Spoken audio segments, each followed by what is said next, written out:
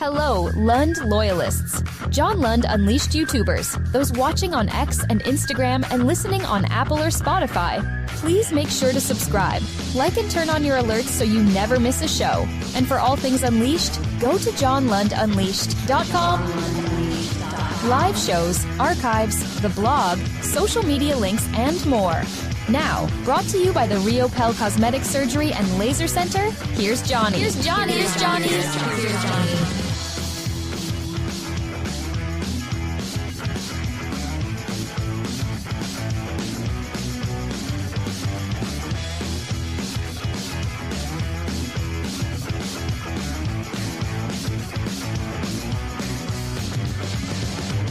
Yes. Thank you so much for joining us. I just have to check that little thing that if there's not a little X across my microphone, my mic, this tiny little mic. Because what was it last week that I spent like 10 minutes? I always like to make sure I check the comments. I'm like, am I talking? Can they hear me? Maybe they can. Maybe they can't. Welcome in. Tuesday, we survived the Monday. We survived Monday. It is episode 109. We'll get out the roll call in just a second. If you're new around here, we have a chalkboard right there. Could be to my right, my left. I guess my right. As you look at the chalkboard there, that'll kind of give us a guide to what we do throughout the day. So I'll let you know where we are as far as that is concerned, but a ton to get to today. As you saw in the cover, I wrote a piece yesterday at johnlundunleashed.com. I have not released the accompanying video to it, but I will right after the show. But I've got that up, who the Warriors would like to see and more so not like to see in the Western Conference playoffs. So I actually put a kind of a list together. I know I'm loath of lists, but I did do a list. So that's what playoff yes or no means. Golden State at Phoenix. The Dubs have no idea how close they are to becoming the Suns or to being the Suns at this particular point. I'll explain that. Lots of people talking about Curry's fouls. We'll get into that. The latest in the standings, of course. Logan Webb was absolutely great, but those things happen. Sometimes you get caned, as in Matt caned, many times throughout his Giants career, and that's what happened to Logan Webb last night. Did nothing wrong, but still, the Giants don't get the win. Those things are going to happen. Sometimes you got to tip your hat to the other guy, and the other guy, Hunter Green, was just really, really, really, really good last night. Camilo Duvall, all sorts of problems. It goes to the mental side of the game because it certainly isn't his stuff, so we'll explain that. The next two games, as important as over 162, because this isn't like the Warriors who are coming down the stretch. This isn't generally every week in the NFL when you only have 17 and soon to be 18 of these things. But Roop and Verlander back-to-back are really important, these next two starts, to me, and I'll tell you why. Mel's got a new mock, my 2.0. I want to explain a little bit further because I got some really good constructive criticism and feedback on that, so we'll talk about that. The national championship was last night between Florida and Houston. Two Caboose today. Deuce Caboose today, so I'll give you that as well. Random stuff happens throughout the show before we go out to the lines and see how everybody's doing and welcome everybody in on a Tuesday edition of the show. There is one thing, and it's the reason I'm late, and there is no excuse to be late. Come on, man. You got to be here. It's 8 o'clock. How difficult is it? 8 o'clock Pacific. Monday through Friday, 8 o'clock Pacific on John Lund Unleashed, and Saturdays at 10 a.m. But the reason I was late is I was about ready to hit go live, and the City Connects dropped officially. So we'll get into that and the reason why they are what they are, because everybody looks at them and goes, ugh.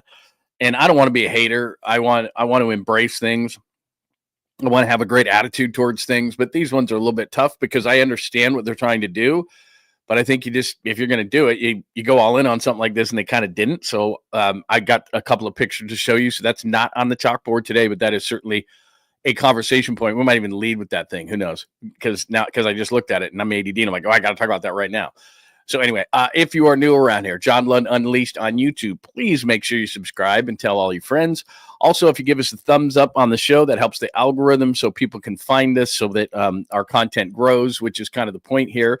So if you would give us a thumbs up, that would be absolutely amazing. Please give us a follow, subscribe, all those kind of things as well. And on the Bay Area Sports Collective on YouTube, don't want to be confusing, but John Lund Unleashed, YouTube, Bay Area Sports Collective, YouTube. We're on both of those channels, and all you got to do is subscribe on that channel, and you'll get my show, Tom Tolbert, who is going back live today at 2 o'clock. Polymax Particles which a lot of days about 11 a.m., but they kind of go back and forth. They'll do some day shows, some night shows, which is really, really cool. So Polymac and Creative Tony. So all those shows, and we're going to be adding shows as well. So make sure to save yourself the aggravation. Where's that show? Just go to Bay Area Sports Collective in addition to John Lund Unleashed, and you're good to go.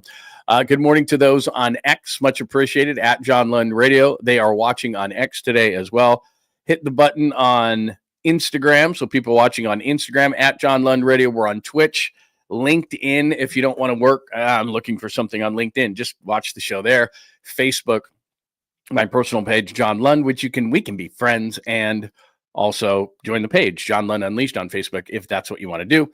All things Unleashed at johnlundunleashed.com. And there are 2 new pieces up at johnlundunleashed.com before we get too far. Let me just show you that really, really, really, really quickly as I share my screen with you. I have nothing bad on there. Let's see, right there.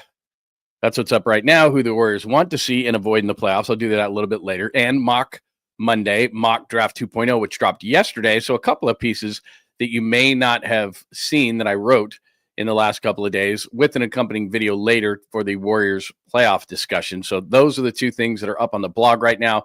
Just go to johnlundunleashed.com for all things Unleashed, like archives of shows, podcasts, gear, social media stuff, and links, so all those kind of things at johnlundunleashed.com.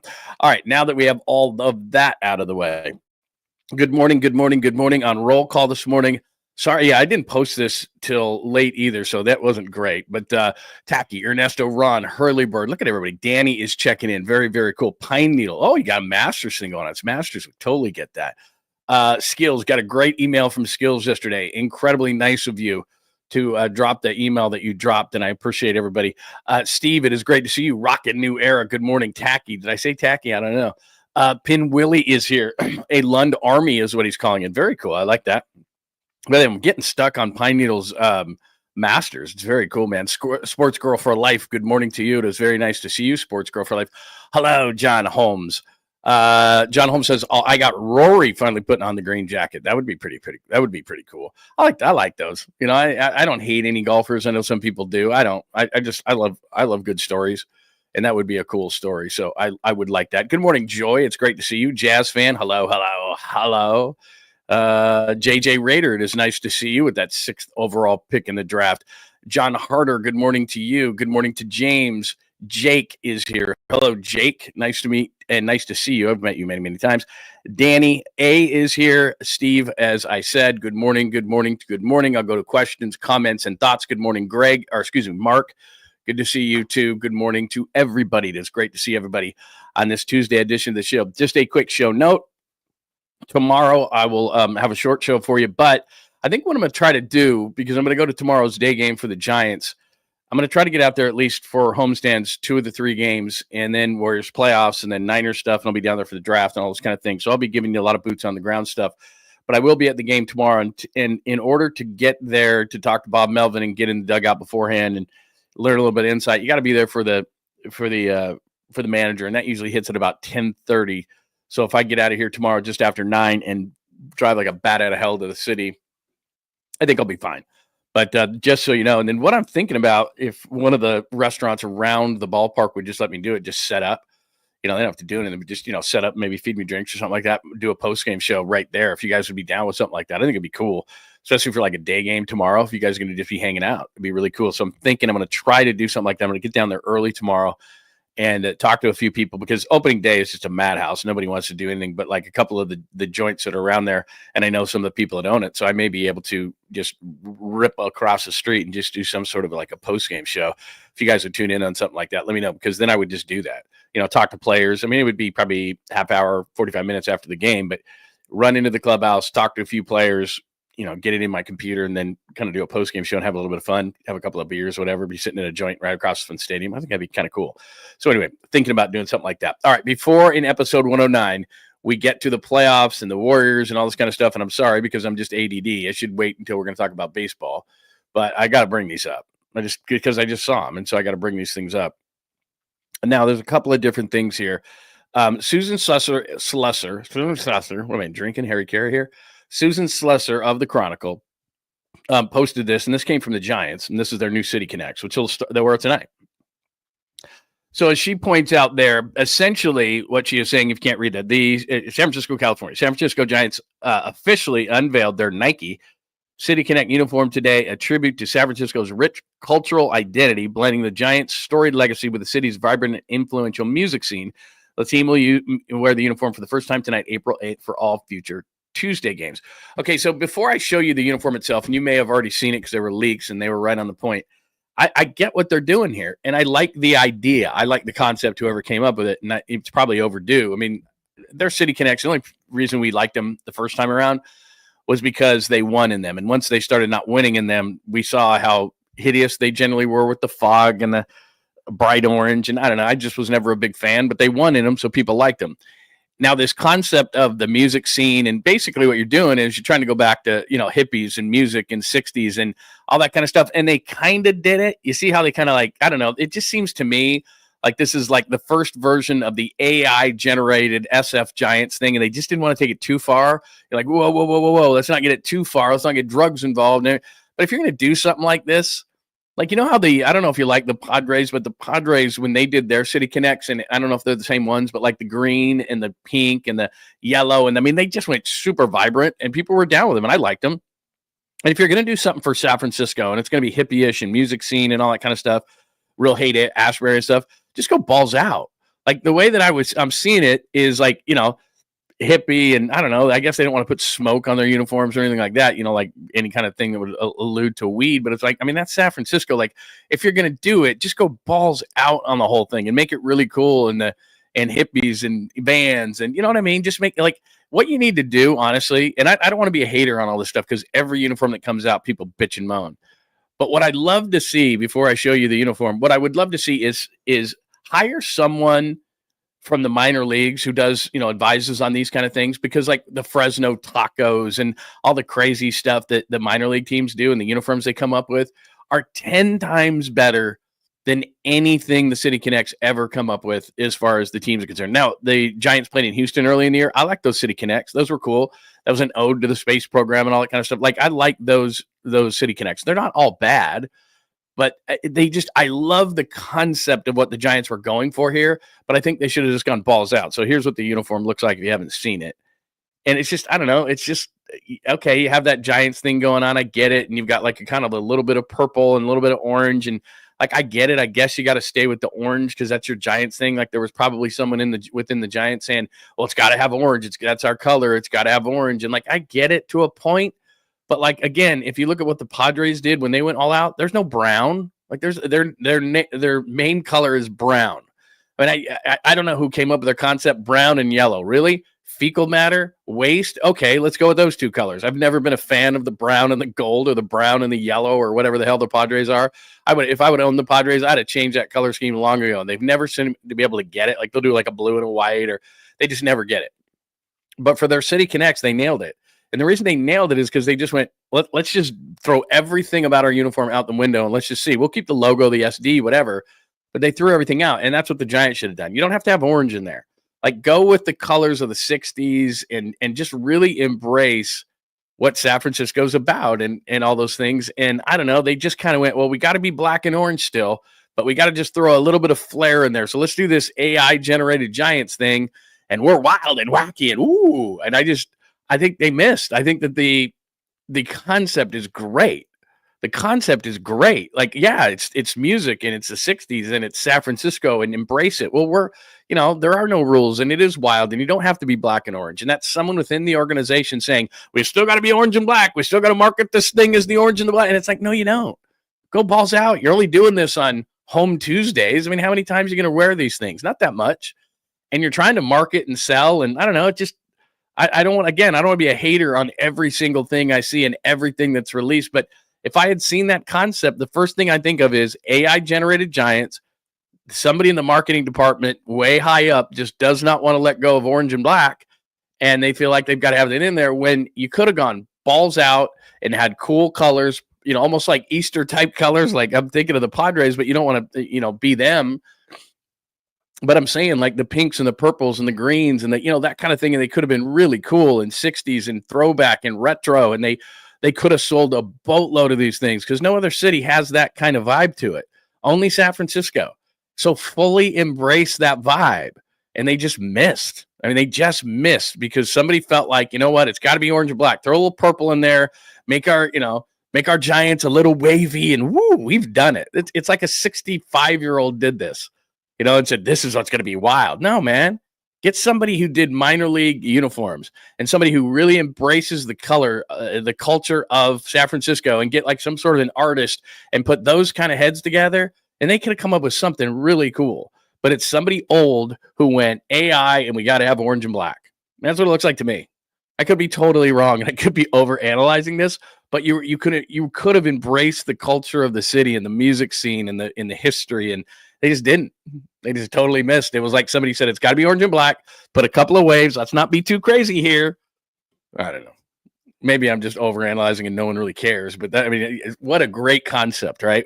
Whoever came up with the concept, you're going A+ concept. So what are we going to do with it? You're in the meeting. And then some old person walks in and goes, let's not be too crazy here. We got to have orange and black in there. Let's just make it a little wavy and crazy. And then after that, we're good. But it's got to be orange and black. Let's put a little purple in there. Ooh, ooh, ooh, ooh. Wow. Really? Anyway, whatever. Do whatever you want. I'm fine. But I'm just, I explained my reasoning, and I think it's fair reasoning. There is so much, there's that word again, potential to make an amazing uniform that could have lasted and just would have been totally 60s and crazy and retro and throwback. The concept is awesome, but nope. Got to be black and orange. Got to be black and orange. We can't go too wild. We're the Giants. Can't be too crazy. Oh, man. All right. Give me your thoughts on it. I don't know. I didn't love it. Yeah, like I said, that you hit it right in the head. Have somebody from San Francisco imagine the artists that are here. And if you wanted to make it a little bit more conservative, because I'm pretty sure who I know who made this decision at the end of the day, then I don't want to be a hater starts hating. I just don't want to be one of those people, and I don't want to come across as one of those people in the media industry, in sports, where we have so much fun that everything comes out, and without even looking at it, like my eyes goes, crop, crop, crop, crop, that's crop, crop, crop. Are you even looking at it? No, it's just crop.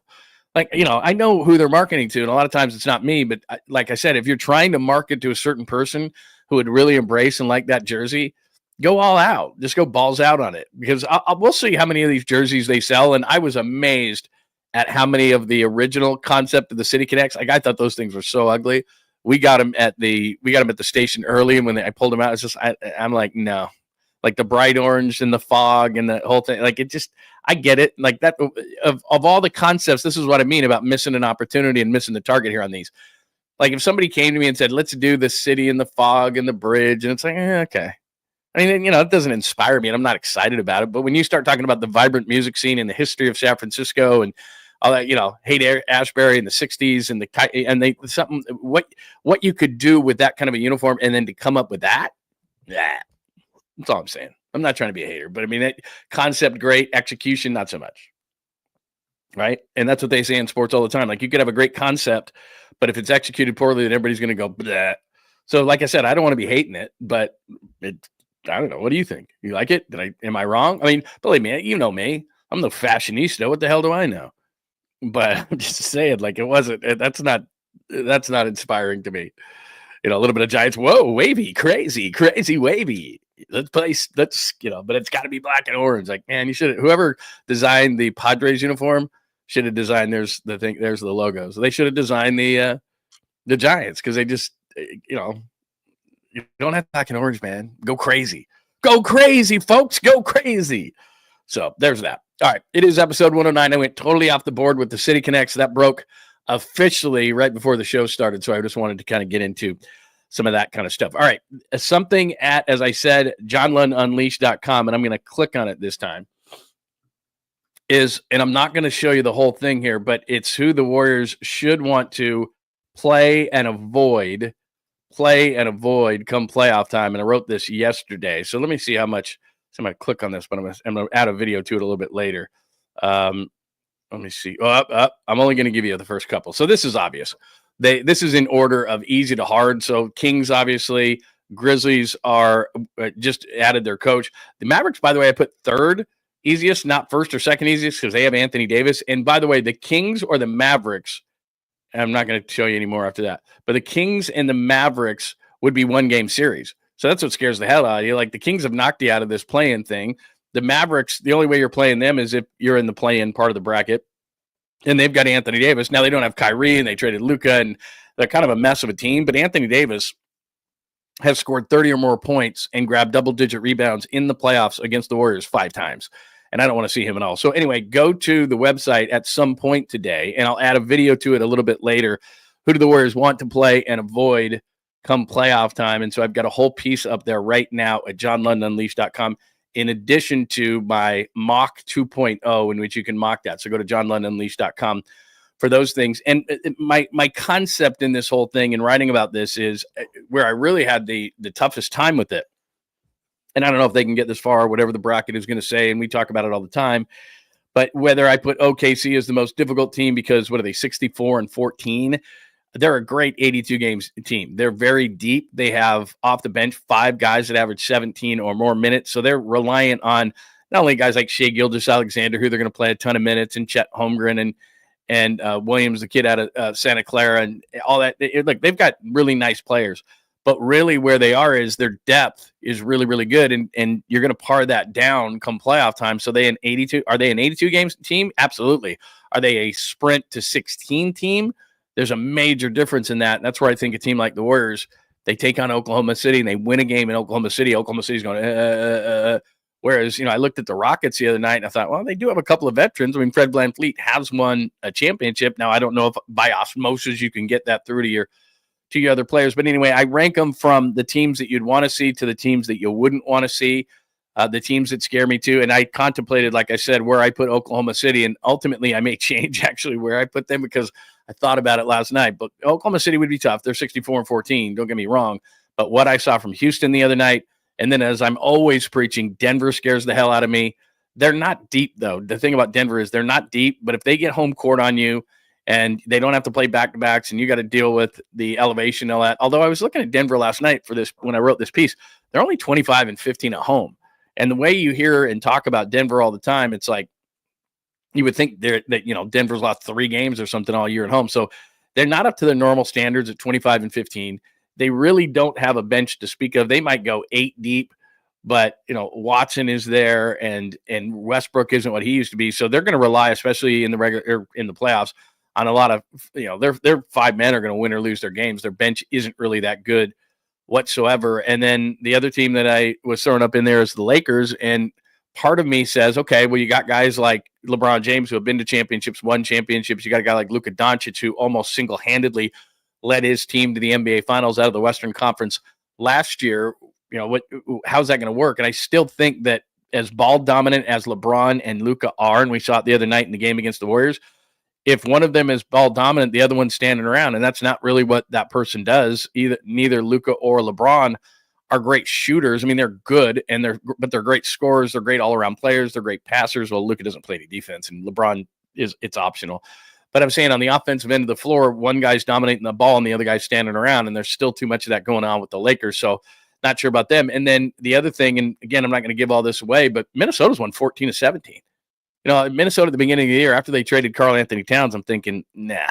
And so they've been sitting around kind of in the Warriors. They're all 46-32 now, but they're sitting at 7, and I'm thinking, they're not going to be that big of a threat. And then you start looking at what they've done lately. I mean, they've won 14-17. They're back to playing really, really good defense. Jaden McDaniels is a problem, especially defensively. Anthony Edwards can go off.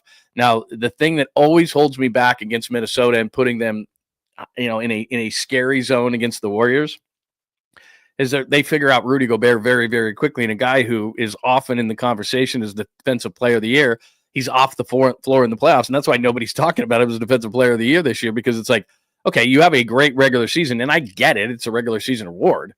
But come playoff time, you can't get out the shooters, drop coverage. Guys are easily shooting over you. If they get you in the run game at all and they speed up the tempo of the game, then you struggle in those kind of games. You really don't give Minnesota much offense at all, so people can kind of slough off you. I mean, he's good around the rim, and he's offensive rebounds and things like that, but you don't really have to guard Rudy Gobert at all. So when you drill down into a team, and this is what the Warriors are so good at over a 7-game series, and a team has to figure you out, the Wolves are already figured out by the Warriors. I mean, this is the same team they've played for a long time. It's Rudy Gobert. I mean, it's one of the reasons why I guess they wanted to move Cat, although it was financially driven at the end of the day. But Minnesota's won 14-17. I just know that. And so they've been a team where I'm looking at them and I'm going, okay, I don't really fear the Timberwolves. And then I started to get deep into them to write this piece yesterday. And I was like, that team's pretty good actually right now. So that might be a scary team to play as well. So anyway, go to, as it says, playoff yes or no, go to johnlundunleashed.com. And you can read my logic, and I'll add a video to that a little bit later on. As that's why you got to have your alerts on, because I'll drop one of those later on to accompany that piece. So check that out. Dubs Suns flip as I go Golden State at Phoenix tonight. And the Dubs Suns flip, what I mean by that is, and I've told you this before, but since they're playing Phoenix tonight, I'll elaborate on it a little bit. So the Warriors came ever so close to being basically what the Suns are now. And let me just pop up. You know I'm going to do this because I do this every single day. And you're like, dude, no. Don't put up those standings. Yep. Sorry. I just have no choice, but I have to do it every single day. So that's where we are in the standings. And again, 3-6. I wouldn't mind that matchup as far as, like, I'd love to get to the Clippers. And that's another team that kind of is forgotten, and I don't really want to play because Kawhi Leonard can take over a series still with his injuries and age, but I'd much rather be, say, Clippers and let the Lakers and the Nuggets, because I don't like either of those matchups, the Lakers and Nuggets, let them kind of slug it out, and then I beat the Clippers, and then I played one, not both. I don't want to play the Lakers and the Nuggets, but anyway, whatever. You got to play somebody. It is the playoffs. But let me look at the standings because I bring up the Suns. And so you see where Phoenix is down there at 35-43. Clearly, they're not going to make the playoffs. They are 2 back of Dallas, which I guess they could conceptually, but 4 games left, 2 back of Dallas. I do not know as the tiebreaker in that one, but likely Phoenix is not going to make the playoffs and the play-in. And even if they were, they'd probably be out very, very early. As you can see right there, they've lost 6 in a row. So they're not a very good team. But I was thinking about this morning as I was preparing for the show, and it was like, you know how close the Warriors became to being the Suns? Now they're not, and that's good news. But I've told you this before.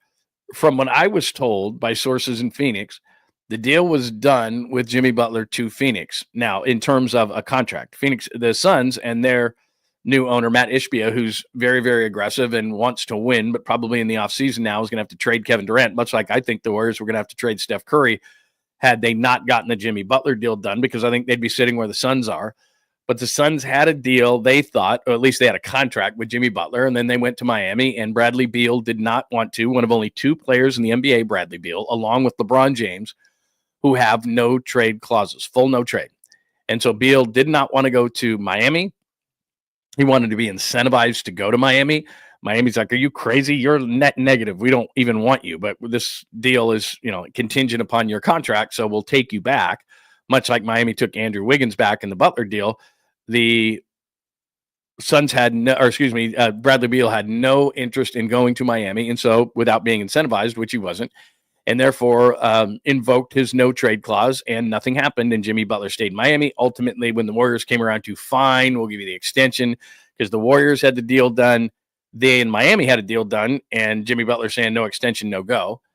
And then finally, when the Warriors relented and said, okay, fine, we'll give you the extension, then Jimmy said, the Bay Area is always where I wanted to be. I love the Bay Area. This is great. I love Steph. I love Darren, blah, blah, blah, blah, blah. And he got his contract extension, his 2-year contract extension. So if Bradley Beal, one guy, had said, you know what, I'll go to Miami, fine. You don't want me in Phoenix, fine. I'll go to Miami. If he had said that, Jimmy Butler would be a member of the Phoenix Suns playing with Kevin Durant and Devin Booker. And I believe they would be where the Warriors are. And I believe the Warriors would be 35-43, or maybe where the Mavericks are, or something like that. Maybe where the Kings are. I mean, they would be in that 9, 10, 11. Maybe they wouldn't be the Suns. Maybe I'm stretching that a little bit, but they'd certainly be, I think, in the 9, 10, 11 discussion.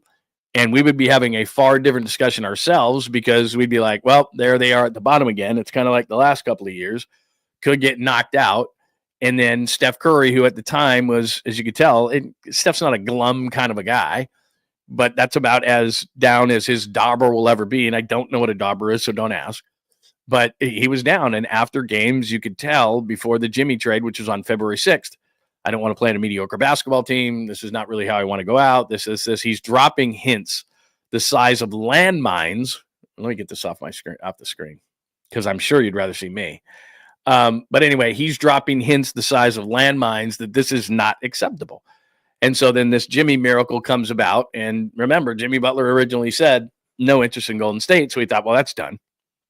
And then, like I said, through the magic of an extension and one player on the Suns saying, I will invoke my no trade, only one of two players with that ability in the entire league, and Washington gave it to him in his latest contract. What a disaster. So Phoenix is sitting here with the real possibility that in the offseason they're going to trade Kevin Durant. Maybe they keep Booker, maybe not.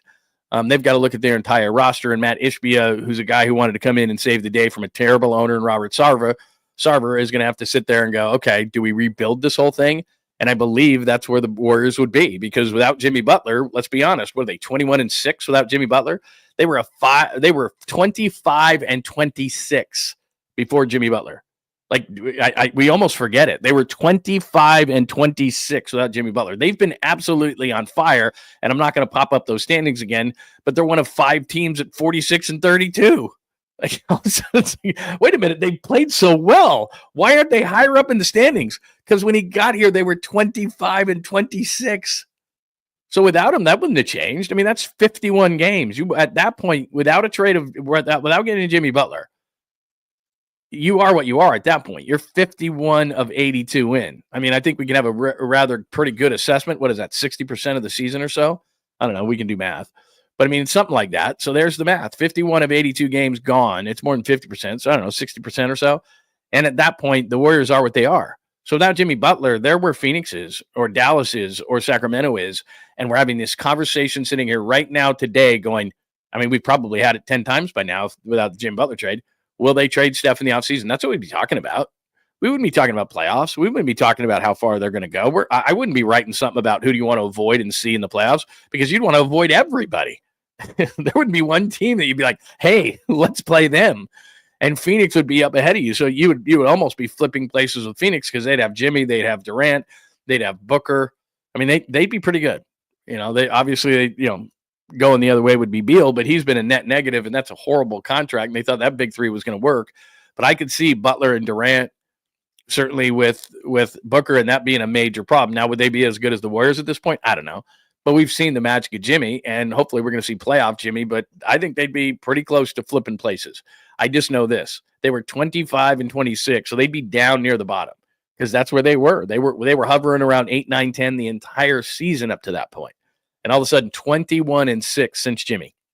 And what tells you how they were so bad? It was like they've absolutely dominated teams. They're rolling.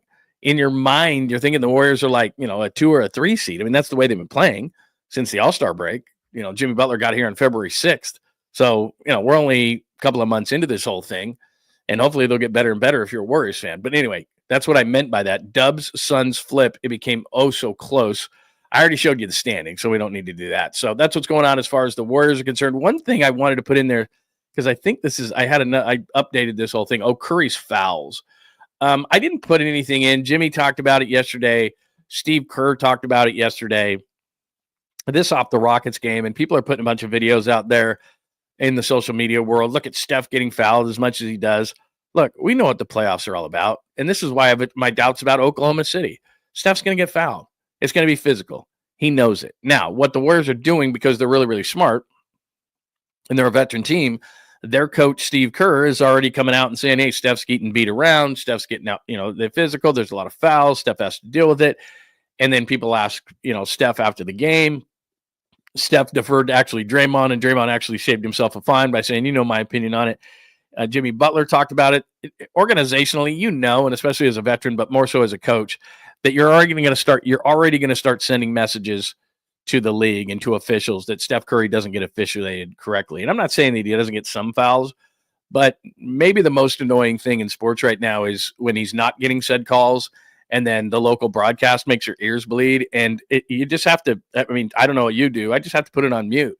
It's the game.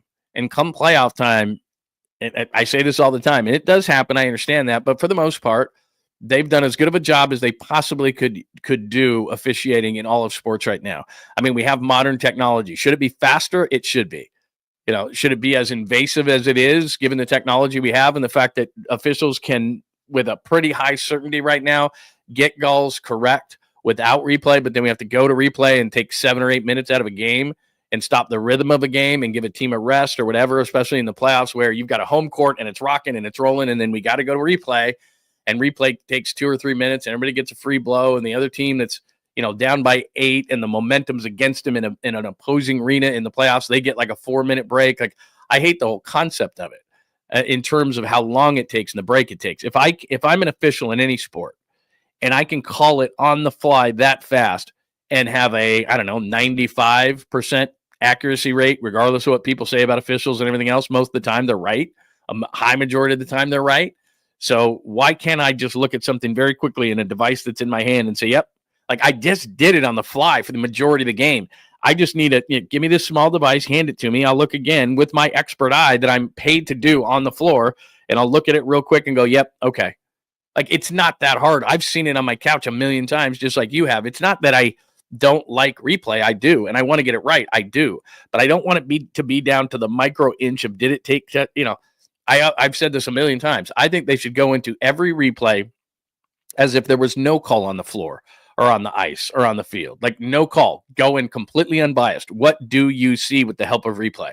Because the bias is what kills me. Like, well, they called it on the field this, and they don't want to overturn it because they don't want to make each other look bad. It's like, look, the fact that we're looking at this means it's questionable. So there is no bias going into the replay. There should be no bias going into the replay in any sport. Call it like you see it. Because I called it in a split second with 1,000 things going on in a really loud crowd, and it happened in a split second. So I could be wrong.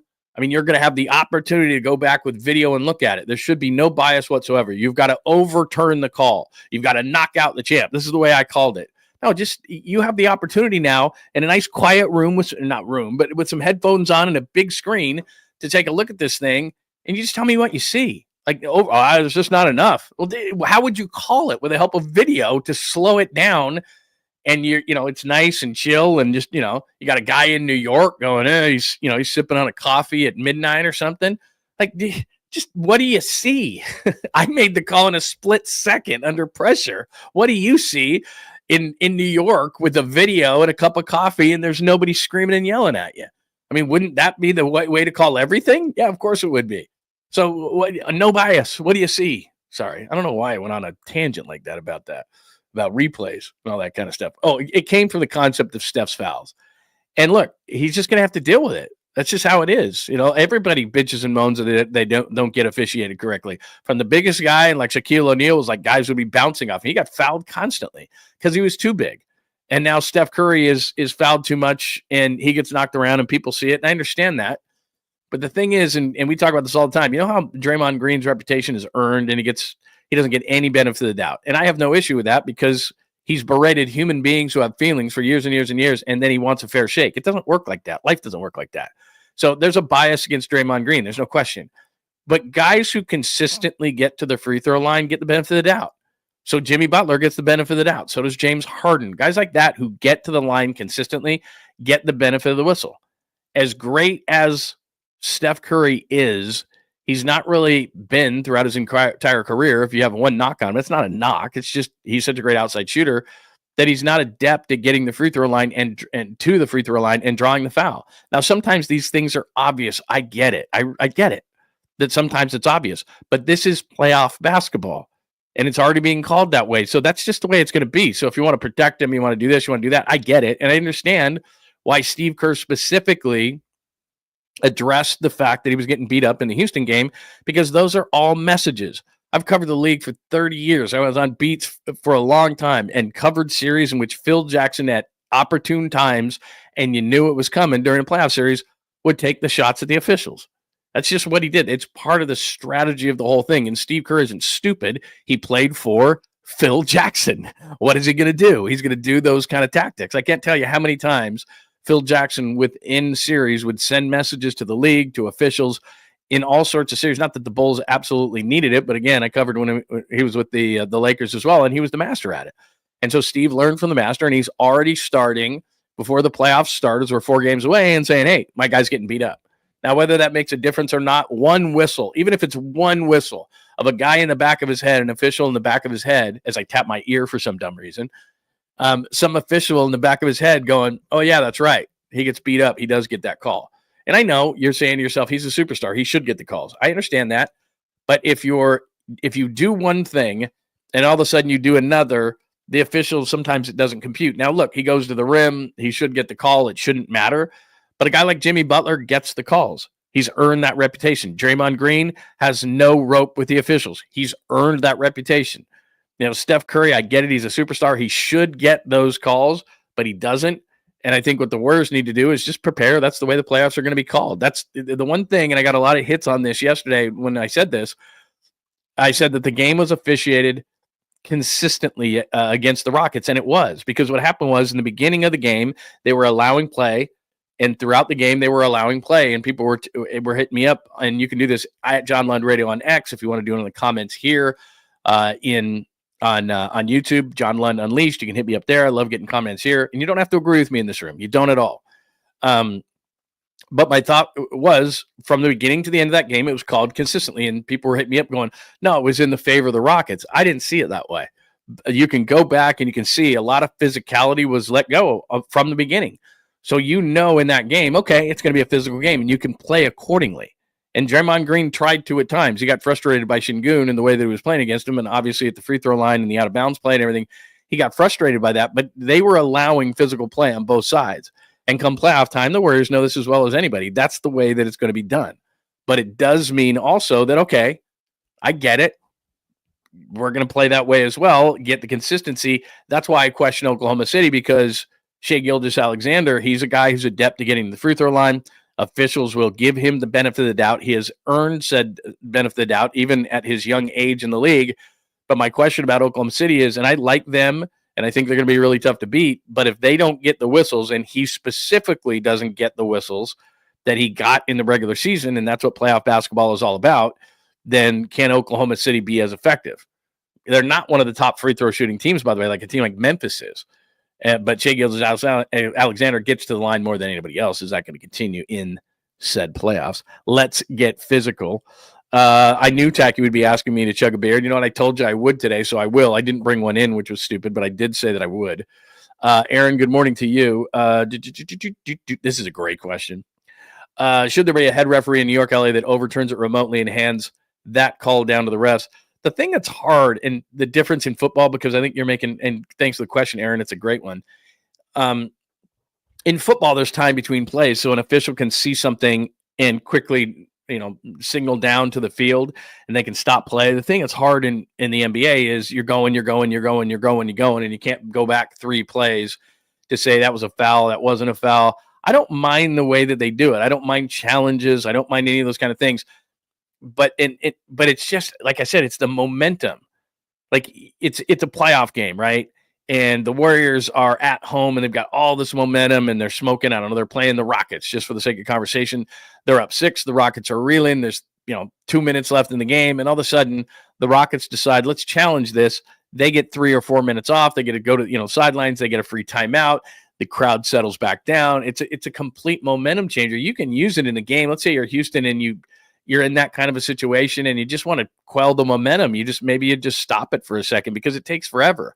And my thought is, with the technology nowadays that exists in all of the sports, it should be as fast as, the pitch comm, which I don't know why they don't have it. It's so stupid to use it in spring training, to use it in the minor leagues, to have all the kinks worked out, which to me they do. Maybe I'm wrong on that, but it looks like they do. That's how fast replays should be. You tap on the helmet. By the time it's back to the pitcher, you have the call. We have that ability to do that, and I don't know why we don't. I've made the call on the fly, split second, with probably 95 to 98% accuracy. And now you give me a replay, and all it has to be is, and it doesn't even have to be on the field. It goes back to your point, Aaron. Somebody could be sitting in New York, LA, wherever the hell they are, in this nice cushy room, and you hit a button, and that guy looks at it, and that person looks at it, and there's no bias whatsoever. You have hit me up and asked me what the call is. So there is no bias. I don't care how you called it on the floor, on the ice, on the field, with your eyes, with 80,000 people screaming at you. I am in a nice, calm, controlled room with a cup of coffee. I'm going to tell you exactly how I see it, and I don't care how it was done on the field, and it should take no more than 10 seconds. I mean, how many replays can you watch in 10 seconds? Probably 2 or 3. I mean, seriously, 30 seconds the most. If it takes more than 30 seconds, then the play stands. Then I don't know, whatever. But I just said you should have no bias. It just should be, look, this is the call. I don't want to go off on another tangent about it, but I'm saying, just in terms of Steph's fouls, the Warriors know that's the way it's going to be called in the playoffs. They know it. They're just trying to send a message to the league, protect my guy, protect my guy. And then what's going to happen is they'll get in a playoff series. He'll get hit a couple of times. He won't get any calls. Steve Kerr afterwards, especially if they lose, because you don't do that after a win, by the way. If Steph had been beaten around like that in a game and the Warriors win, Steve Kerr doesn't say anything about it. You're sending the message when you lose because it's like, hey, that may have cost us a game. Now, he went 1 of 10 for 3 points. And so what's going to happen is it's going to be the old Curry rules. Remember? They're going to be physical with them in the playoffs. That's what they do every year. It's like, okay, how much physicality can we get away with when it comes to Steph? And what happens is Steve Kerr, the rest of the Warriors are trying to say, no. Let's try to nip this thing right now. That's kind of the deal. All right. Let's see what else. I know I went on a tangent about replay. It's like, really? Stop it. All right, that's where we are. So episode 109, playoffs, yes, no. Go to johnlundunleashed.com and I write for you, and we'll put a video on later. The easiest to the toughest teams that they could play in the Western Conference. The Dubs could be the Suns that flip. All the Suns had, or all Bradley Beal had to do was say, okay, I'll go. And Jimmy Butler would be a member of the Suns. Where would the Warriors be? Curry's fouls. We've done standings. Let's get to a little baseball last night. These things are going to happen. It doesn't mean anything negatively. That's why down here it says Webb wasted Duvall and then Roop Verlander. That's why Roop and Verlander. Roop is tonight. Verlander is tomorrow. I'm going to go to the game tomorrow. That's why the next two are so important, because Logan Webb does what Logan Webb does. He goes 7 innings. Probably could have gone further. Pitches an absolute gem. Strikes out 10. No score. Hunter Green was absolutely great. Hunter Green was just that much better. Hunter Green has thrown, I saw a number last night on MLB Network, 99 plus mile an hour pitches. He was throwing 99.7 in the 9th inning was Hunter Green last night. Not that that's everything, but you got to know where it's going, Newt Lelouch, and I get it. But he was throwing 99.7. He's thrown 128 pitches of 99 or more. Number 2 on that list was Jordan Hicks, and he had 24. So he had thrown 128. Hunter Green had thrown 128 99 plus mile per hour pitches. Impress your friends with this. And Jordan Hicks was second with 24 in the entire league. So the guy's just got gas. He's a former number 1 pick. The guy's really, really good. He's now become just elite. And I know last year he was an all-star type, but now he looks like he's one of the top pitchers in the game. And this is the second time the Giants have faced him. So normally in a second time, they face him on opening day, and second time through, you're thinking, okay. And then they did the Giants a massive favor last time because it was opening day, and I think they only had him go 5. But then last night he almost finished the whole thing out. So I feel bad for Logan Webb. It's going to happen throughout an entire season where you're just not going to, you're not going to get any of the breaks. I do have the box score if you would love to see that. Probably not. Let me see here. Where is the box score? I don't even really want to bring the box score up. So maybe if I can't find it, that would be a good thing. Let's see. City Connect jersey. Maybe I didn't. Oh, here it is right here. Here's the box score. Darn it. I didn't want to find it, to be honest with you. But there you go. Hunter Green was absolutely great. Look at that. 8 2/3. 7 strikeouts. Logan Webb, he's no slouch. You're a tremendous slouch, Judge. 7 innings pitched, 4 hits, 10 strikeouts. What's the guy supposed to do? It's Camilo Duvall, who I'm getting a little nervous about him because I've said back end of the bullpen, and this is absolutely huge. This is not, you're going to hear from Bob Melvin in a second, who says, before this, he was great. He was not great. You can't walk the leadoff hitter. I don't know what it's like to have the great stuff that Duvall has, but if I threw 100, I would just try to place that constantly on the inner half, get it right in on the hands, bore in the hands, like Mariano Rivera used to do with that amazing pitch that he threw. He basically threw 1 pitch. But the slider, the stuff, I don't know what it is mentally. Maybe it's, early in the season it wasn't playing that way, and now it is. Whatever the case may be, Camilo Duvall is a problem right now. Here's Bob Melvin last night after the 2-0 loss. He blew it. Here's Bob Melvin talking about. I saw Camilo be very solid to start the year, just what hasn't been going his way these last 2 games. Strikes. When he gets ahead and he's throwing strikes, he's a lot more effective. Earlier, like you said, before the last couple outings, he'd been really good.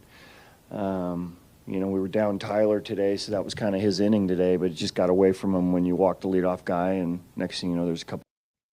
What they may have to start doing is Randy Rodriguez is off to a great start. I'm not about ruining a guy's confidence, especially Camilo Duvall, who I think, as you look at this whole thing, he's really critical to me because what I have said throughout the entire spring is I would love to have Jordan Hicks in the 7th, Duvall in the 8th, Ryan Walker in the ninth, and there you go, ball game over, and you're playing 6-inning games, which a guy like Logan Webb, who goes 7 the way that he is, you're going to win the majority of those games. Sometimes, as I said, we are always searching for fans for someone to blame.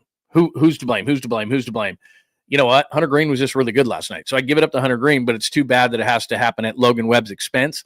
But the bigger picture here is we've talked about it, and nobody's panicking. It's another loss. They were not going to go. I got news for you. They weren't going to go 161-1. But a game like last night is frustrating because you get this great pitching performance, and it's, the hitters, they only had 3 opportunities. I think they went 0 for 3 with runners in scoring position. Remember after the Mariners game over the weekend, Friday, I guess it was, they were 6 for 28. So they go 0 for 3 last night. Shows you how dominant Hunter Green was. Nobody's getting on base. Just nobody was getting on base. And so you look at Duvall and you start going, okay, I got to get nervous because it looks like the guy from last year. And you scratch your head and you want to talk to a sports psychologist about it because the guy throws nasty stuff, 100 miles an hour with movement. His slider, when it's on, is unhittable. And you would think in his head, and this is just the mental part of it, and we all know this, it doesn't have to be with sports. It's just in life. Confidence is everything. Belief is everything. Confidence is everything. And I just don't think he has confidence because a guy like Camilo Duvall should be challenging hitters. Like, I don't need to bite around the zone. I hate that. He nitpicks around the zone. It's like, dude, you have just ridiculous gas with movement. Your slider works off of that, and that bites down and is absolutely nasty. You should have tremendous confidence in what you're throwing up there at the plate. And when he was on in an all-star, he did. It was like, you ain't hitting this. Go for it. You ain't hitting this. And he's just always nitpicking around the corners, and I'm like, this isn't him. And so when Bob Melvin says, strikes, it's like a guy like that should be constantly saying, you can't hit this. You can't hit this. Oh, I just dropped the bottom out of that slider. Sorry, you're out. Like, that's just how it should be. So it's a confidence issue. So to me, how much longer? And Bob Melvin is a guy who is famous for giving his veterans enough rope to hang themselves. But in Camilo Duvall's case, you went through this last year. I don't think that Camilo Duvall should have a whole lot of rope here. But then again, I know that it's a confidence issue. He's talked before about how it's tough for him to not have the stakes of being the closer on the line. He struggled with that. He's gone back and forth.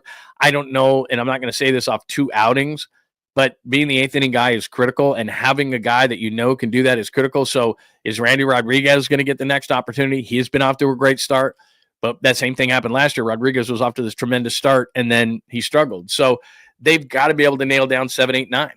You've got a game like last night where it's tied. Hunter Green is absolutely dominant.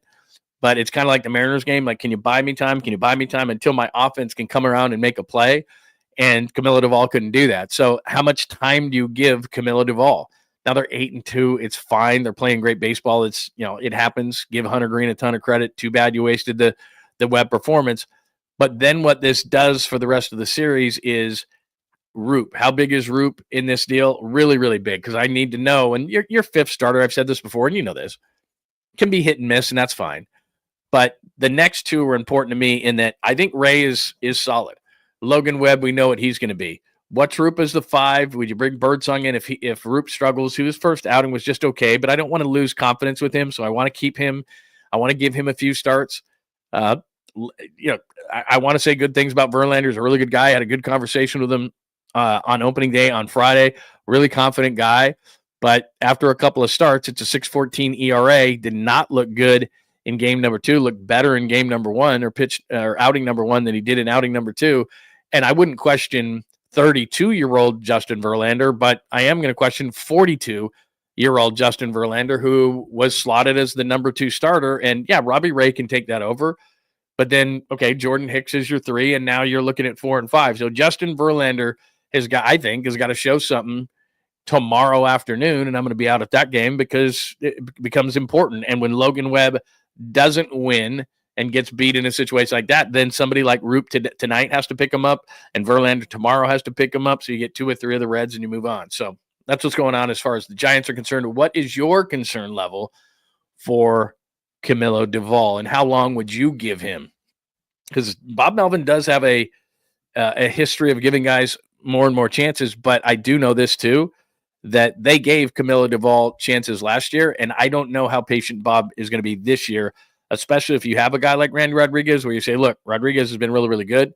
We've put him in high leverage situations, not late inning situations, but when they need kind of the water to be turned off, they'll bring in Randy Rodriguez. And for the most part, he's done a really good job this year. So would you make him the 8th guy? What would you do with Camilo? What would Camilo's mindset be if you said, look, man, you're not even the 8th guy anymore. Like you're the 9th. You were the 9th guy. You're out of that. You were the 8th guy. You're out of that. They don't really like having a set. I mean, Rogers is a lot of times the 7th inning guy, but they might put Rogers in the 5th. They might put Randy Rodriguez in the 5th or the 6th. I mean, they just, when they need the bleeding to stop, they'll put one of those guys in there. So that might be a situation where Duvall's in a high leverage situation. It's just not a late inning high leverage situation. And do I even trust him in that situation? So it's going to be a quandary, even though we're 10 games into the year and we're not panicking over Duvall, but that's 2 outings in a row where you're like, the dude's not throwing strikes. And is there anything more maddening as a team or as a fan? Like, this isn't true, but it's like you almost want them to be like, dude, just put it up there. If they hit it 500 feet, fine. I just don't want the slow death of walk. Like, drives you crazy. When relievers come in and throw ball and can't throw strikes, you're like, want to turn into the Incredible Hulk or something, man. Makes you crazy. Anyway. All right. So that's what's going on as far as the Giants are concerned. Root going to the mound tonight, and then tomorrow I'll be out at the yard for Verlander. I'll get in there early. I'll get a bunch of stuff for you, so make sure you turn on your alerts tomorrow. As far as the NFL is concerned, what is today, the 8th? We're 16 days away, 2 weeks and 2 days away from the NFL draft, and the latest mock from Mel Kiper. I don't like this pick. The latest Mel Kiper Jr. mock draft pick for the Niners is right there. Will Johnson, corner, Michigan. This is what he says. There's well-documented roster turnover in San Francisco. You don't say. And Javarius Ward is among the departures. Ronaldo Green has blah, blah, blah, blah, blah. But what will the 49ers do with the other? Could slot guy... It just shows you he doesn't know anything about the 49ers. Could slot guy Diamondor or Lenore move outside? Who's going to tell him? Am I going to tell him or are you going to tell him? He plays outside, dude. And then when it's a nickel situation, he moves inside. Who's going to tell him? Anyway, with new signee Trey Brown, earn the role and stay healthy, or could this be a golden chance to line a potential shutdown CB1, quarterback one, in Johnson? Missed time last season, toe injury, blah, blah, blah, blah, blah, blah, blah, blah, blah. It's not that Will Johnson isn't a really nice player. And early in this process, we had seen Will Johnson mocked to a lot of teams within like the top 5 or 6. He has good size. You look at that, 6'2". Like, it's not that I don't like the guy. I do. I really do. But I'm looking at this going, and maybe you just don't want to be locked into one position. And the guys that I liked along the offensive and defensive lines, like I see in my mock drafts, guys like Mason Graham and Membu and Will Campbell, those guys are all gone in this scenario. So I get it. And you're not going to reach for that kind of a guy. I don't know that Mel Kiper does a whole lot of trading in that scenario. I'd probably trade back. This guy's are really, really good. But the way I see it right now is Ronaldo Green starting outside in 1. Diamondor Lenore starts outside in the base. And then he moves inside on passing downs. And I agree with him. They don't really have anybody to do that. But I'm so stuck on needing offensive and defensive line help. But that's maybe my thing. But look, if they took him and he's 6'2", and all of a sudden Will Johnson's playing, but then what I have an issue with is he's the 11th overall pick. My starters, maybe he takes over for Ronaldo Green. Maybe he's better than Ronaldo Green, but I just took Ronaldo Green in the 2nd round last year. 2nd round. So Ronaldo Green should be a starting corner as a 2nd rounder. So Green and Dima Lenore are my starters. And I need a 3rd corner, which, not to say that it's not important, and it's an outside corner because Dima moves inside on passing downs or on 3rd downs, but I really, that sounds luxurious to me, I guess, is what I'm saying. I got 2 starting corners. I need a 3rd. Trey Brown is hurt a lot, and I've said that before Mel Kiper even said that right there. So don't love it, but okay, I understand it. But the 2nd round pick is the one that gets to me, because if this guy gets to the 2nd round, this is the steal of the draft. Kenneth Grant, he says, he must be following. We know what the logic is. Javon Hargrave, Malik Collins released, blah, blah, blah. Grant would clog up the middle, 6'4", 330. His explosiveness, good instincts. Hitting at a day 2 pick would help San Francisco, blah, blah, blah, blah, blah, blah, blah. I just didn't think that Kenneth Grant would be at 43. Now, maybe he's hearing something. Maybe he's not. I don't know. But these guys are generally pretty good about not necessarily getting the right players to the right teams. But Mel Kiper generally goes, there you go, something like, I don't know, every year, 27 for 32, 28 for 32 in terms of putting the right players in the 1st round. And so if he's saying that Kenneth Grant is now a second rounder after many people had him mocked even as high as 11 to the 49ers, certainly he was going in the teens and the early 20s. And a lot of people have said, at 6'4", 330, I've heard Daniel Jeremiah say this, that he's not a clogger. He's quick. He's a penetrator. He's all these different things. And so I would have thought, oh, he's not making it to 43. And I've seen Walter Nolan make it to 43 in some mock drafts. I don't see it. If they could get one of those two guys in the second round, then I wouldn't have as big of a problem or any problem with Will Johnson, the corner from Michigan, being that. And then all of a sudden you can get, Grant at that point, and then you go for some offensive line and then back to defense, linebacker, all those kind of things. So, look, if his mock draft is Grant and Johnson, that's pretty good first 2 rounds. I just don't think that Grant is going to make it that far. I think he's far too talented. There's a lot of defensive tackles in this draft, and some are the quick penetrating type like Walter Nolan from Ole Miss, and some are the Grant type, the cloggers inside, but he is not just a clogger. There's a bunch of guys. Like in my mock, I took a guy named Jordan Phillips, who's a 20-year-old kid out of Maryland. And to this point, because I waited so long on defensive linemen, to this point, I think it was the 3rd round, he's 6'3", 320, and he's not much of a pass rusher, but you're not going to run against the 49ers if he's in the middle of your defense, Ted Washington. So that was kind of my thought process behind that. But Grant is a guy that, according to a lot of people, can not only stop the run, but then he can push the pocket and give you a little bit in the pass. Now, maybe he's not going to get 10 sacks. I'm not saying that, but he could get 5, and he could really push the pocket. I mean, I'm thinking, I said this in my mock 1.0 when I took him in the first round, actually after trading down. I think I got him at like 17. But you're hoping he's Dexter Lawrence of the Giants. I mean, that's what you're looking for. But so there's Mel Kiper Jr. Mel Kiper Jr. There's his mock draft. Again, first-round pick. Let me try this one more time. Where is that? First-round pick, Will Johnson. Michigan is what he's got up there today. This is his final. I think it's his final before the day. Doesn't he do one the day before? I thought he did. Maybe this is his final. And then he had Kenneth Grant going to the 49ers, which would be amazing. So that's Mel Kiper Jr.'s mock. What do you think of Mel's mock? And I do have my 2.0 up at johnlundunleashed.com so you can see. Oh, that's the first one. I have another one. Where is it? You must not have the thing. Anyway, that was my first. I have a 2.0 up at johnlundunleashed.com, and if you want to check that out. And I did go a different route.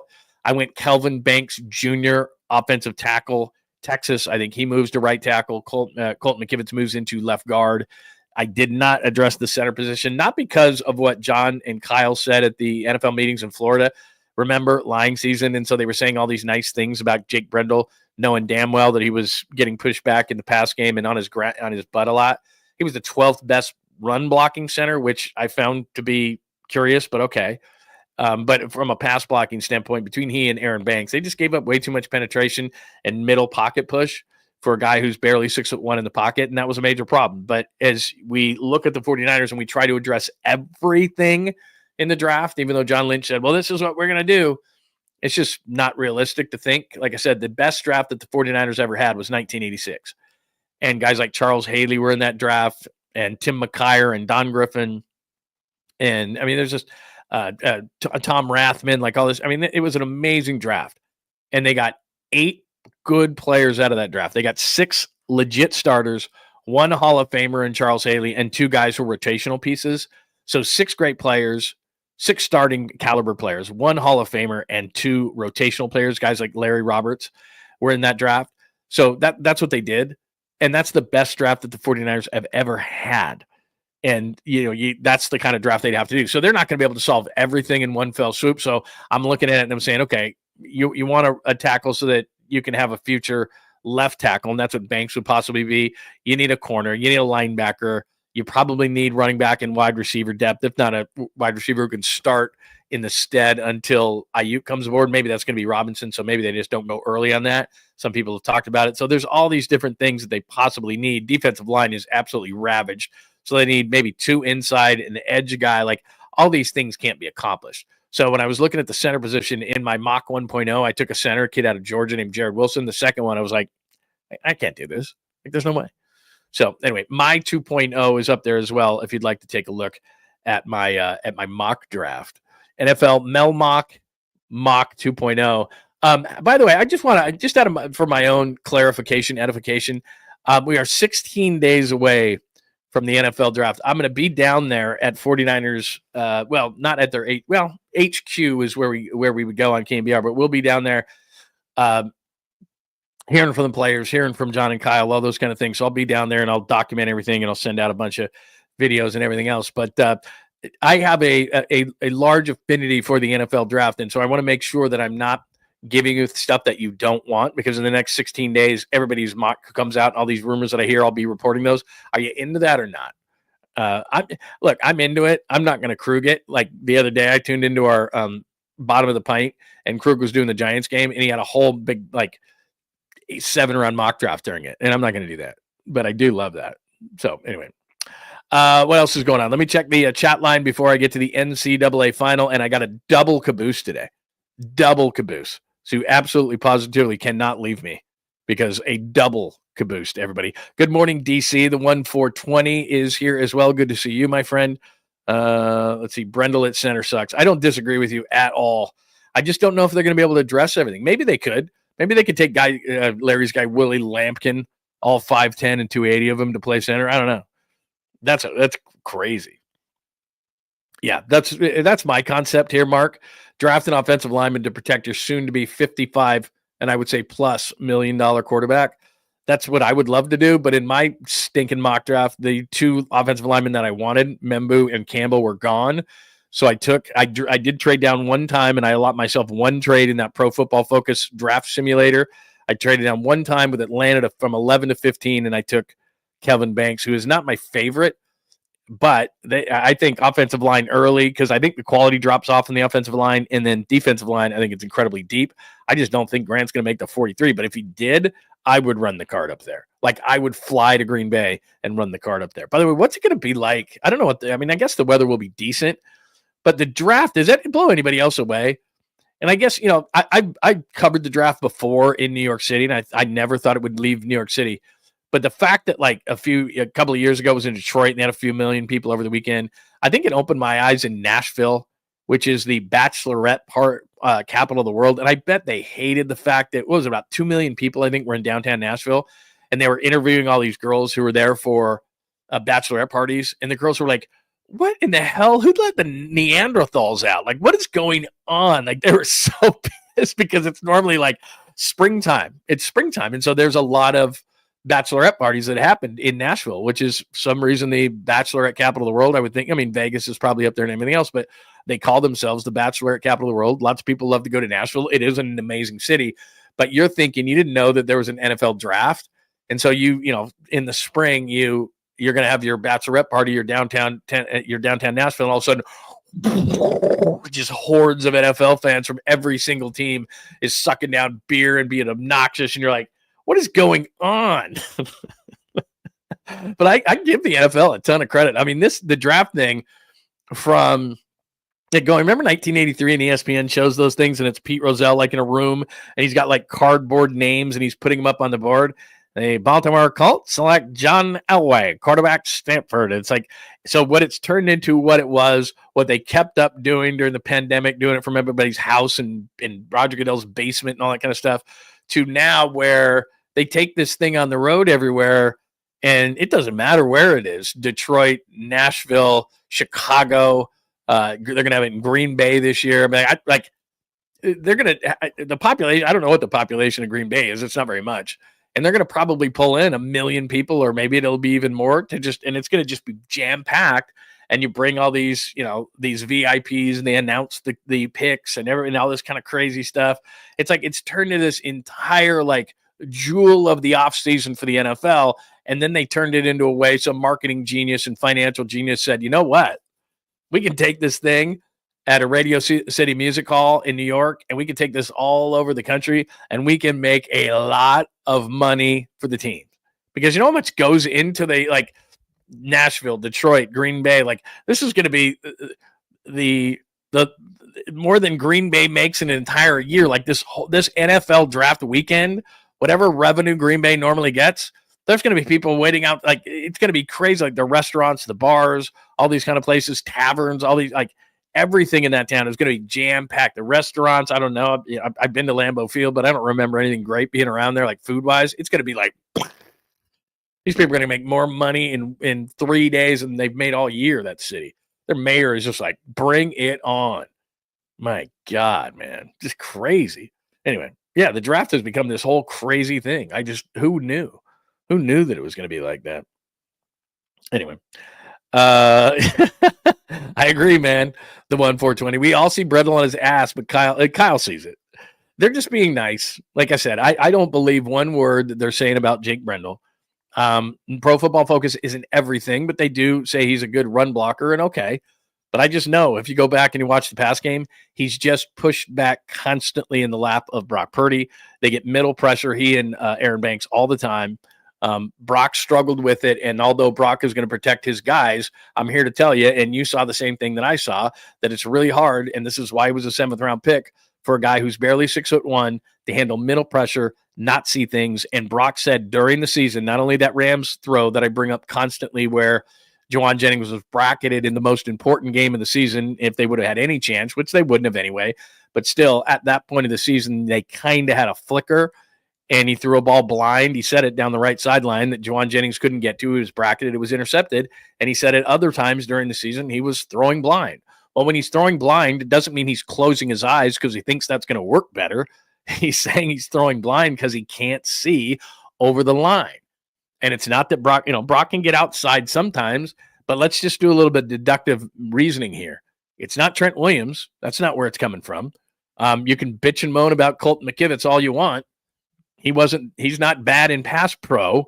He's actually better than Mike McGlinchey in pass pro. So, all right, it's coming from there sometimes. It's not like he's Trent Williams, but it's coming from there sometimes. Dominic Pooney's pretty good. So where do you think it's coming from? Part of it's 4 years and $77 million. Are you insane, Green Bay? It's Aaron Rodgers. It's Aaron Banks, but it was those two in combination, and that's where a lot of the pressure was coming from. If you go back and watch games, that's where it's coming from. And Brock either has got to escape to his right or try to step up, and if he can't see, he's throwing the ball blind, which he admitted to doing, and that's a problem. And so, as you said, if you're going to pay a quarterback $55+ million, which they are, and I think even closer to 60, then you might want to do that. But there are so many things to fix in this offseason, and it's not a deep center draft. Even the kid that I drafted in my mock 1.0, Jared Wilson, he's a center from Georgia. He started one season at Georgia, and center, they've got all the line calls and all those kind of things. Do I want to put a rookie in at center? I don't. That's why, when the 49ers took a step back and it became very, very evident that they weren't going to spend this offseason, I think there were two things that I would have done in this offseason, even if I wasn't going to spend like they didn't spend. One was do a better job initially with Dre Greenlaw, because we know the story and you went and you flew there and you did all these things. But I know for a fact that they were thinking along the lines of $8 to $9 million because you're coming off the Achilles, 1 year, make good. That was their initial stance. And then Denver hit them and a couple other teams, like I said, after those linebackers signed the night before free agency started, guys like Ernest Jones and Nick Bolton, you know the story there, and the leverage changed. That's when the 49ers stance changed, but it was too late. So that was one. And then the second would be Drew Dahlman, because Dahlman, the former Stanford product, who's really good in zone schemes, was in Atlanta. And I don't know, maybe they did make him an offer. I don't know. But 3-42 at the center position right now, for as much as many things as a center does and as important as a center is to the overall success of the line, I would have paid Drew Dahlman 3-42 and not thought one thing about it. Not one thing about it, because that's not an outrageous contract. It's not. And that's the agent version of the contract. So it's probably not even that much guarantee. I don't know what the guarantees. I didn't look at the deal, but it's not an outrageous deal. And you don't generally want a rookie center. Now, look, guys like Creed Humphrey have gone into Kansas City, and Tyler Linderbaum went into Baltimore, and there's been guys like that who have done it. But by and large, you'd rather have a veteran center if you could help not having a rookie. Everybody's a rookie sometime, but that would have been a great get. Like, look, sorry. So I don't necessarily believe they came out in the NFL meetings in Miami Beach last week, or Palm Beach, I guess it was, and said, oh, yeah, we like him. Well, that just means that you probably don't like a center well enough in the draft, and there are so many other positions that you have to fill that you're going to live with them. And the other side of it is, like I said, it's lying season 24/7, 365 in all of sports, not just around the draft and not just around free agency, but whatever is the advantage of downgrading your player. Yeah, Jake Brendel's not getting it done. We got to get an upgrade. I mean, you're never going to say that. You're always going to try to maintain leverage at the player from a business standpoint, and you're always going to say nice things about the player just in case he has to come back. Yeah, Jake Brendel stinks. Oh, hey, Jake, we didn't mean that in the offseason. We love you, baby. Let's roll. Like, everybody expects like some kind of truth serum from players, coaches, GMs. They said a nice thing. You heard what he said. He said he likes him. He said, when's he going to say he doesn't like him? That's like saying that you didn't have a successful surgery. How did the surgery go on player A's Tommy John? Oh, unbelievable. He's going to be back in no time. It's an amazing surgery. How'd that knee surgery go for the quarterback? Oh, my God. Incredible. The best surgery I think I've ever seen. It was a work of art. Like, when have you ever heard anybody, unless like Steve Kerr said his back was all messed up, remember a few years ago? Like, yeah, after the fact, you may say something like, yeah, there was some hang-ups or something, maybe. But like the day after, oh, my God, greatest surgery ever. So nobody says anything negative about anybody. Doesn't serve anybody a purpose until like it's totally at the end. And then somebody's just trying to get out. Like Jimmy Butler was trying to get out of Miami. And he's just like, sorry, I hate this. You know, Pat Riley at the beginning, right after Jimmy Butler said, I want to be traded. Remember that early in the season? We're not trading Jimmy Butler. Love Jimmy Butler. Yeah, you're trying to keep his leverage up. You knew you were going to trade him, but you can't be like, yeah, Jimmy's such a pain in the ass. Come get him. I don't even care what we get. What? I'm not going to do that. Never do that. Let's see. Appleton. You're talking about Appleton, Wisconsin? I have no idea. Yeah, no kidding. That blows my mind, Skills, every single time you see it. Like, Tommy John's not in the Hall of Fame. He's got a surgery named after him, and there would be no pitching in the league without him. So he was the first one. I would agree with you, Aaron, 100%. Pressure to hit on 3 linemen in the draft, Dealman depth. I'm just saying, look, it's not my money, so it's really easy for me to say this. There's not a replacement for Greenlaw on the roster. I've said this many, many times. There's a lot of linebackers coming out, and I'm sure a bunch of them will be good. The problem is the adjustment for a linebacker in the NFL is not going forwards. Lots of guys can do that. Shed blocks, hit running back, fine. But in the league, what you have to do is you have to go backwards better than you have to go forwards. In other words, it's a passing league. And a lot of quick stuff, crossers, those kind of things. And if they don't think you can cover Devondre Campbell, then they're going to come after you. And all we saw from Devondre Campbell last year was the back of his jersey. Campbell 59, Campbell 59, Campbell 59. I saw it constantly. Well, that's the problem. Fred Warner is the prototypical linebacker. He played basically the star position at BYU, which is more of a safety combination position. So the Niners, it's amazing that he could always go backwards and cover. Now they teach him to become forward, which is the easier of the two things. And he's got such great instincts. He's fast. He's perfect. And so you're looking for that guy. And that's just really difficult. And Dre Greenlaw turned into that guy, even though Dre Greenlaw coming out of Arkansas, I remember talking to Krug about him. He ran like low 4.7s. And then I think later on, and again, an injury or something, but they snagged him because I think he ran like a 4.72, and he's faster than that. And he's got better instincts than that, but he can cover, he can run, he can do all those things. A lot of linebackers come into this league, a lot of young guys, hey, I can move forward, I can hit, I can shed blocks. They talk about that all the time, but can you cover? Because most of the time, that's going to be great on 3rd and 2 and 3rd and 3 or first down or whatever. That's awesome. But it's a passing league. Can you cover backs and tight ends? Elite backs and tight ends? Or are you going to be a liability and therefore we can play on 1st and 2nd down, but we can't play on 3rd down? And the reality is teams are throwing on any down now. So you're going to be exposed. I mean, last year, the game plan, part of the game plan against the 49ers became so evident defensively was if 59's on the field, we are attacking him. We're putting guys into his zone, tight ends, running backs, constantly, like I said, the back, Campbell 59, constantly. So if you can't do that, that's a major problem. So that was, to me, that was a major misread of the market by the 49ers. I get why they did it, because they thought to themselves, who else is going to want a guy off an Achilles? Like, we're in multiple years. What are you kidding me? Double digit? Nah. This is going to be a 1-year make good. We talked about it. They thought it was going to be a 1-year make good, and that didn't happen. So that would have been one. And then the second would have been, just because you look ahead to this draft, the best center in this draft is a kid out of Georgia, Jared Wilson, 1 year starting.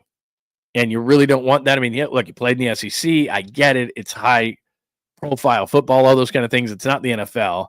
And they're going to throw different looks at you, and you're a rookie trying to go, okay, I've got the line call here. What in the hell was that?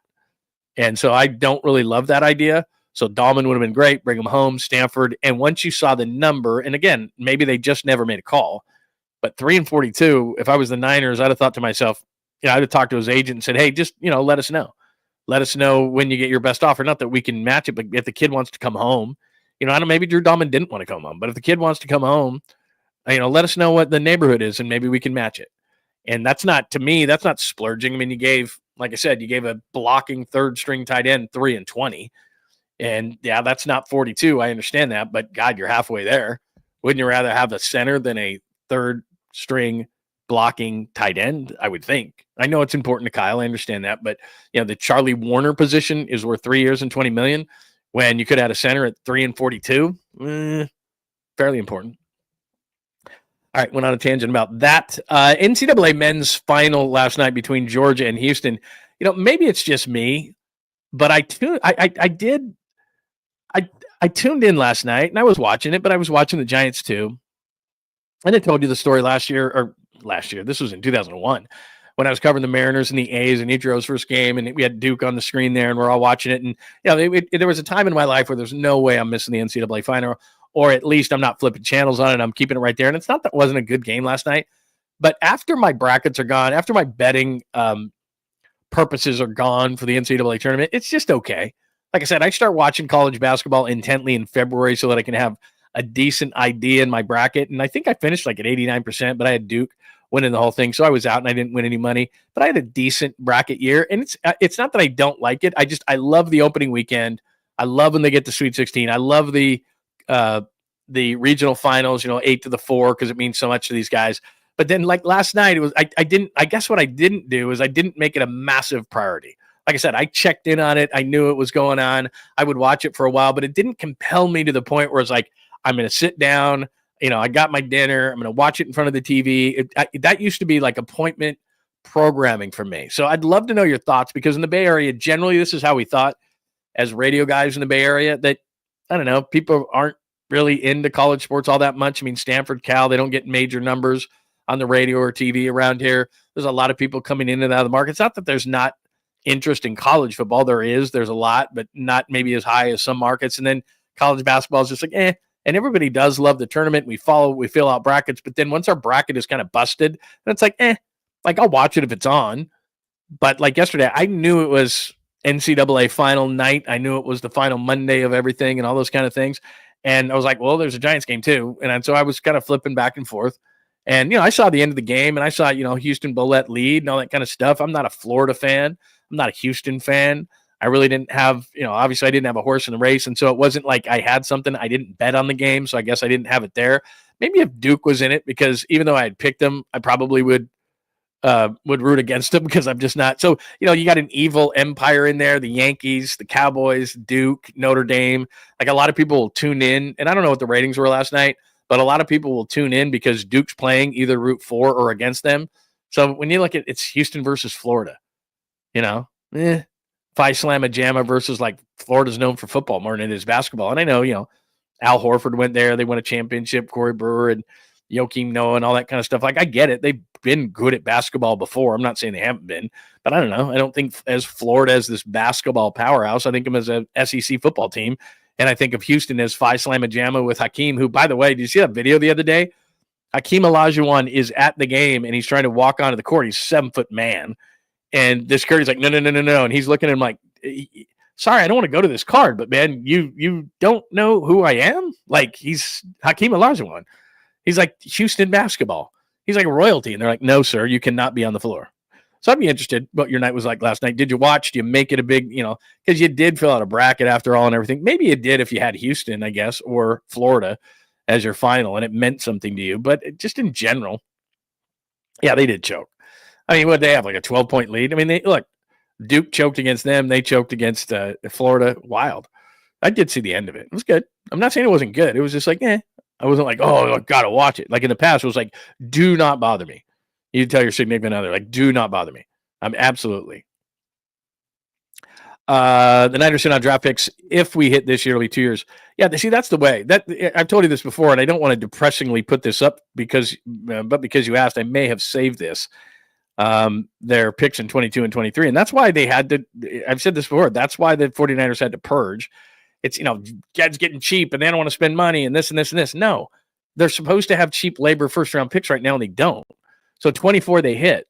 23, I've shown you this before. Look at 22. Drake Jackson stinks. They didn't have a first round pick because of Trey. Drake Jackson stinks. So those are two guys that you should have on your roster that are contributing for cheap labor. They're not. Ty Davis Price, third round. Danny Gray. Spencer Burford. I mean, that's through the fourth round. Those should be starting caliber players at the very least. They're on special teams. and they're not making anything. Nick Zakelj, no. Kalia Davis, no. Castro Fields didn't make the team.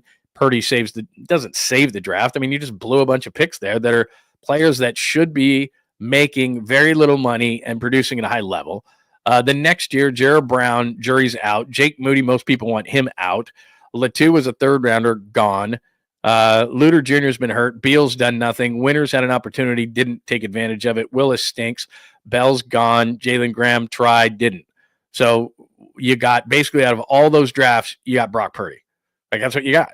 And so there's a lot of guys on the list, and I'm not concerned as much about 5th, 6th, 7th rounders. Those are dart throws. And these are the first picks are lottery tickets. The late picks are dart throws. And especially in 2022, when you trade the pick, and then it's Drake Jackson, Ty Davis Price, Danny Gray. Like that's a first rounder, a second rounder, and 2/3 that are complete bombs. And then Burford's still hanging around, but it would have been nice if he made that block in the Super Bowl. He's really nothing. So that's a 4th rounder. Womack's not on the team, 5th rounder. Zakel's hanging around, but you get to the 6th round, whatever. But I'm talking about a first rounder, a second rounder, 2/3, and a 4th in 2022 that are nothing. And then in 2023, again, you don't have a first rounder, you don't have a second rounder. So those guys should be cheap labor and starting. J.R. Brown, I don't know that he's going to make it as a free safety. I mean, I want to like him, but there's just too many mistakes. Jake Moody, to me, you never take a 3rd round kicker anyway. Cam Latu, so your 1st, 2nd, 3rd round picks there, not great. So that's why they're in the position they're in the position, and they're in. And then you bring up, and a great point, last year they did a really nice job. I don't know what Purcell is going to be, but I know that Dominic Pooney is going to be good. I think Renardo Green is a starting corner in this league and played pretty well last year. Malik Mustafa, I think, would have beat out Hufanga anyway, so that's not a loss at all. Mustafa was going to be the strong safety. So that's a really nice pick. So you go on down the line, you've got some good players. You've got to do that again this year. But the thing is, you look at 2024 draft and you say to yourself, that's a pretty good draft. Pretty good draft. That wouldn't be good enough for this year. Like, it wouldn't be good enough. You got to hit on that first rounder at 11. You have to absolutely nail that pick. Like Mel Kiper says, Will Johnson, Kenneth Grant, and the first 2 picks. And he has Grant going 43. Like, those guys have got to be almost right out of the gate Pro Bowl caliber players. I mean, that's what you got to have that. You got to nail about 6 guys out of this draft that are starters. You have nobody along the defensive line right now. Nobody, Jim Harbaugh. And a linebacker. And I mean, there's positions, and Kyle said this in Florida, they have positions open right now that absolutely, positively rookies have to come in and fill and play well. That's a hell of a lot of pressure on a rookie. Like I said, lottery tickets early, dart throws late, and you just don't know. And even the first round is 50-50. It's hard, man. Really hard. What else do we got? No. Let's see. Yeah, Danny Gray. I mean, just a killer, right? Danny Gray existed. Fairly sure Danny Gray also forgot he existed and just sits around watching cartoons. It's very possible. And he's one of those guys that's like, Kyle's like, oh, we need some speed for this offense. And just nothing. What did he catch? Like 1 in the preseason? Didn't he catch 1 from Trey in the preseason or something like that, maybe? Could be wrong in that, but my God. Oh, speaking of Trey Lance, official. Did you see this? I want to throw that at you. Dun, da, da, da, bolt up. And there's Trey Lance. If I was him, it's like, look, I don't want any hype. Just let me sign a contract. Like, you don't have to put a picture out, I promise. Let's just not do this. Like, I don't even know if I'm going to make the team. I don't know who their backup is. Could he be their backup? I doubt it. One other quick thing before we get to the double caboose today. If you're joining us late, there you go. That is the new logos, and it is official. The City Connects dropped today, and it's an ode to the musical history and the history in general of the city. I think they could have gone absolutely bananas on these things. What a great concept to embrace the culture of the city and the musical culture of the city. And somebody stepped in and said, let's do a Wacky Giants AI thing, but we've got to keep orange and black. And I think they should have went absolutely crazy like the Padres did when they did the yellow, the pink, the green, like the lime green hat. Not even lime green. What is that green? With the pink SD, they totally threw out the black or the brown and yellow fecal matter colors. I think the Giants should have done the same thing. Like, I get it. Orange and black is your thing. But when you're trying to embrace the city in a kind of a 60s and a musical vibe, they should have just went crazy on it. It would have been really, really cool. The potential for this would have been amazing. They should have brought in somebody from like the minor leagues and just absolutely nailed that thing. But they didn't. They're like, got to be orange and black, and we can't be too crazy. So I'll be interested. Would you buy that? I guess the question would be, would you buy these? Like, are you going to buy one? Like the City Connects, I never liked those. But then they started winning, and all of a sudden you'd see them pop up. Like, maybe I'm being too harsh on it, but that's not one I would buy. Not a good look, I don't think. But it could be wrong. Could be wrong. Maybe people are just going to embrace it. And you know what? The bottom line is, if they win, no one will care. Like, if they win, it's like, yeah, okay. All right, let's get to some Caboose things. Should I put this up on the screen? I'm going to put this up on the screen for 5 seconds with no verbal addition whatsoever.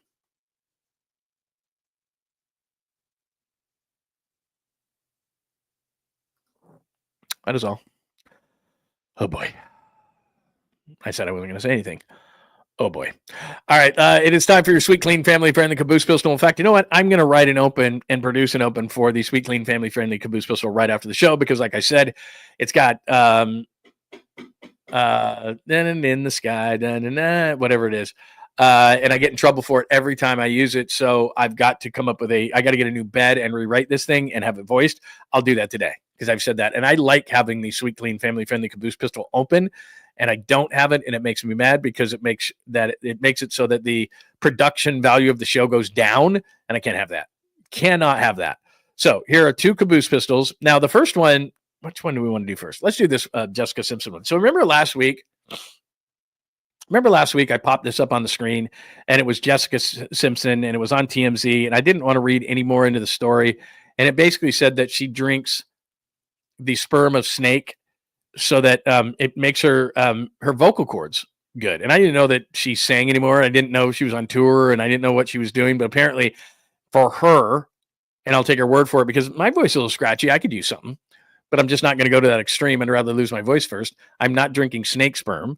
But she doubled down on it. So the story was on TMZ that it helps her vocal cords. She's a big fan of it, blah, blah, blah, blah, blah. And then somebody from TMZ, which I give it up to these guys, man, they are relentless. Like she's walking through LAX. And I like to think that I have a lot of patience, but nobody likes being in airports in general and then to have to talk to people who are following you. So I give her a ton of credit for just allowing the guy to follow her because I would have gotten really frustrated and gone, can you get out of my face? I don't want to talk about snake sperm. But here she is doubling down on it. She loves snake sperm and swears by it in terms of her vocal cords. Here is Jessica Simpson. Muse on something. Yeah, let me ask you this. Now that you know what you're drinking, are you gonna keep drinking it? What, the Red Bull? No, the snake semen. Oh, of course. You gonna keep drinking it? Me? Yeah. All right. Snake gourd. Does it have any other benefits that you know of? I mean, it just really clears my throat. I'm just a great singer when I have snake sperm. All right. Seems like a really good endorsement opportunity. Well, I don't even, I mean, I can't even read the bottles, so I don't know how good I would be on some infomercial. But would you consider that? Maybe I'll make my own. Develop your own brand. I was going to say that. Are you? Would you do that? Sure. All right. Sure. I should do that. Anna gonna show you hers. So does it really taste like honey though? It does. Does it? Like a really dark. Do you have any on you? I don't. I'll take a sip if you did. No, I couldn't carry it on. On camera, all right. Unbelievable. I'd take a sip if you did. I mean, she's a lot nicer than I would be. It's like, look, dude, like you're following me into like the restricted area. Stop it. I doubt it tastes like honey. You know, when lots of people say, well, it tastes like this or it tastes like that. Whatever. I would just know too much. And then the fact that she said, maybe I'll start making my own. Exactly how are you going to do that? Anyway, all right. I give her a ton of credit. She's a lot nicer than I would have been.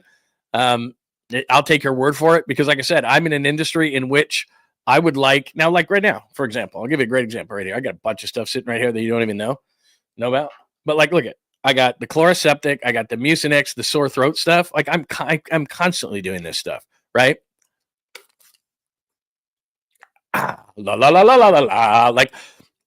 yeah, I have this stuff all the time. I have a plastic bag that I put in my backpack full of like cough drops and things like that for exact things about my throat. So look, I'm all about it. I need to have clarity when it comes to my voice, even though, you know, it's not like I have this deep blah. I'm not James Earl Jones sitting over here or John Facenda, anything like that. But still, you know, whatever it is that I have that I was given, that, you know, I got to use it. So I have all sorts of things like this. I'm constantly popping the sugar-free vitamin C's and all those kind of things and trying to do my best in terms of keeping my voice at a decent level, but I don't care. I'll lose my voice before I'm drinking snake sperm. I don't care if it tastes like honey. She was saying it tastes like dark honey. No chance. No chance. But I do give her credit because she's a lot nicer than I would have been to that TMZ guy. It's like, bro, we are now entering the restricted area, and you're asking me if I have snake sperm on me so that you can have a taste. Like, go away. Stop it. All right, tomorrow I will have the Sweet Clean Family Friendly Open. And finally, oh, yes. Let me see here. Does she have it? See, this is why Joy's great. Does she have it along with Chicken of the Sea? That's just weird, man. It's just weird. I just couldn't get past it. Like, just don't tell me what it is then.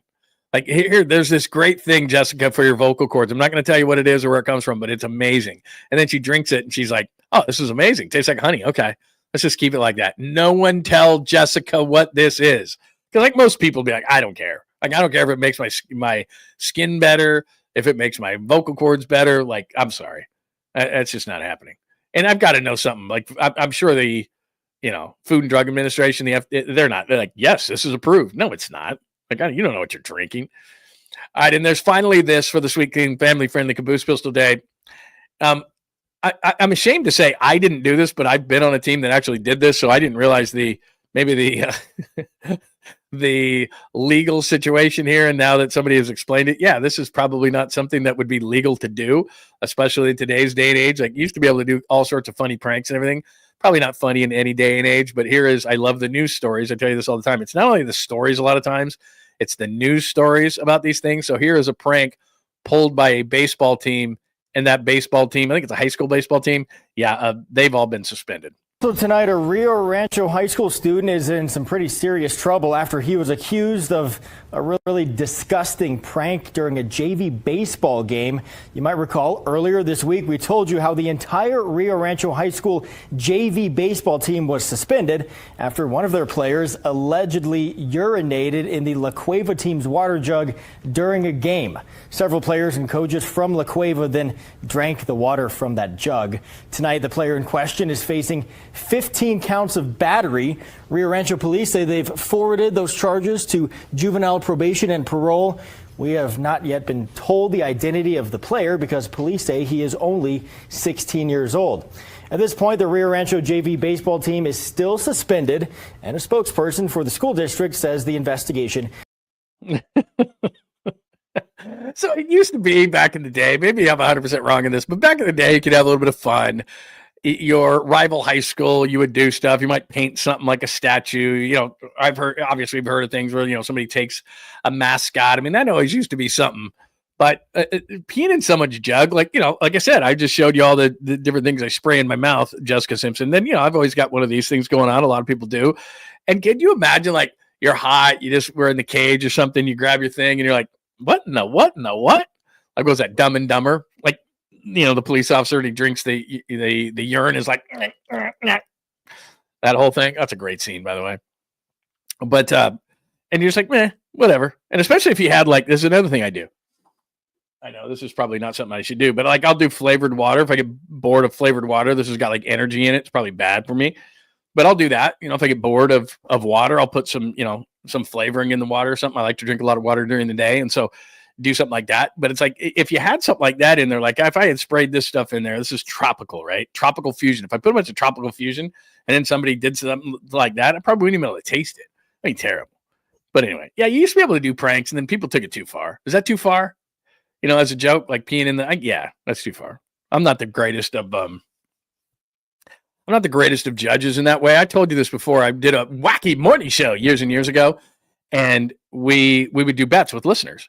And so one was a tattoo. One was I told you this was the pepper spray in the eyes. One, we shaved the guy's eyebrows off. I lost a bet one time in which I had to do the paintball. So I had to go in like a banana hammock Speedo and run. I told you that. And I got hit with paintballs because I lost a bet. Like, it was just your typical wacky morning show. We would have never done that. We'd have never been like, hey, we're going to urinate in a water jug and you got to drink it. Like, yeah, we wouldn't have done that. That sounds like some sort of weird Rex Ryan fetish. It's not something I would do. It's not for me. What else do we got? Yeah, that was the other thing I was thinking. Thank you, Jazz fan, for bringing that up.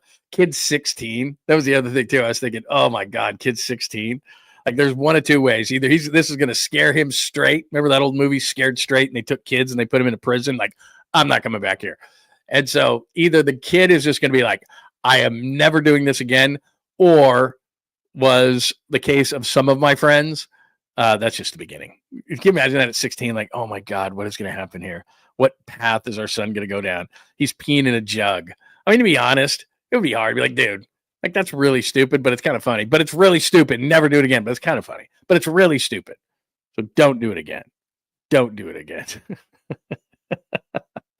It wouldn't be like the worst thing in the world, like killed somebody or something. But I get it. I get it. That's the way we are as a society now. It's like, oh, he's been suspended forever. No. I wouldn't do it. I mean, there's no way. Can you imagine? And then you're back there and like, the guy's drinking it. Like, oh my God. Anyway, there you go. That is your sweet, clean, family-friendly Caboose Pistol. Episode 109, playoffs, yes or no. I wrote the piece at JohnLundUnleashed.com in order who you'd like to see the Warriors play and not play. You can check that out at JohnLundUnleashed.com. I am going to drop a video later to accompany that. What time do we have right now? We're about 10 o'clock, so we've been on the air about 2 hours. 10 o'clock today, so we'll drop that about noon, the accompanying video, so make sure that you're out looking for that. If you have your alerts on at John Lund Unleashed on YouTube, you will get it there. Make sure you're subscribing on Bay Area Sports Collective as well, because I know Tommy's going to be on at 2 o'clock today, so there's a couple of things that I wanted to make sure that I mentioned to you as well. And as I always tell you, the program is sponsored by our good friends at 𝐟𝐸𝐵𝐿 Cosmetic Surgery and Laser Center. All you got to do is click on a QR code right there, get that appointment to 𝐟𝐸𝐵𝐿 Cosmetic Surgery and Laser Center. I am doing the testosterone treatments. I have low T. As you get older, maybe you're irritable, you're tired, you're just not feeling like yourself. You're like, what's going on, man? I don't have the energy I used to have. What's happening? All you got to do is get a quick blood test. Then Dr. 𝐟𝐸𝐵𝐿 will look at that and say, okay, this is what we need to boost you up to. We're not going to make you crazy. You're not going to be like you're 20 years old, but we're going to boost your levels up. You're going to feel great. And all you got to do is go in there. It's about every 4 months, so about 3 times a year. And it's a quick, fast procedure. You're out of there, man. It's just really, really fast. It's more reasonable than you think as well. I used to have to do those shots every single week. You don't want to do that. It's a big pain.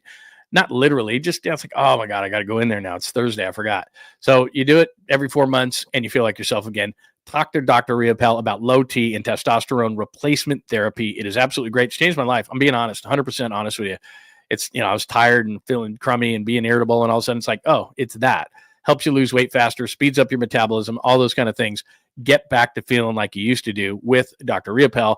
And then I tell you about pain management. My wife, she was doing the stem cell. Now, maybe some people, you've had the blood spinning. I've had that done before for certain parts of your body. But you put those stem cells in there, and it's absolutely magical.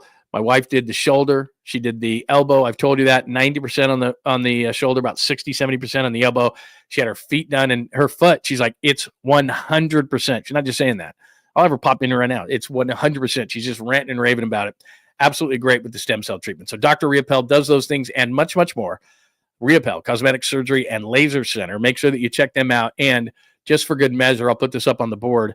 Just click on that QR code. It is very simple. It'll take you right to the website. You can get all the information on any kind of procedures that you want to check out, but specifically, like I said, the low T and the stem cell stuff, but they do a ton of other things as well. So just go to the website and check it out.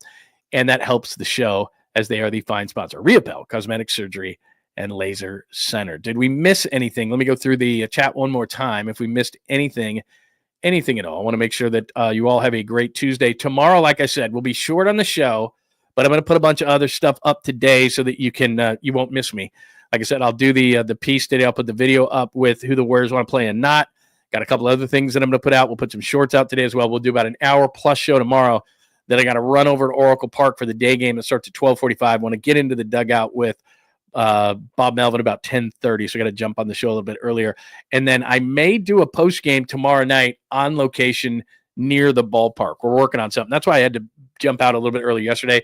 We're trying to dot I's and cross T's on something where I can actually do the show close to the ballpark. So it's, in other words, I can go and I can go in the clubhouse and can talk to a bunch of guys, and then we'll actually be able to play that for you and do a post game show from around the yard. So that should be kind of cool, right? Kind of digging it.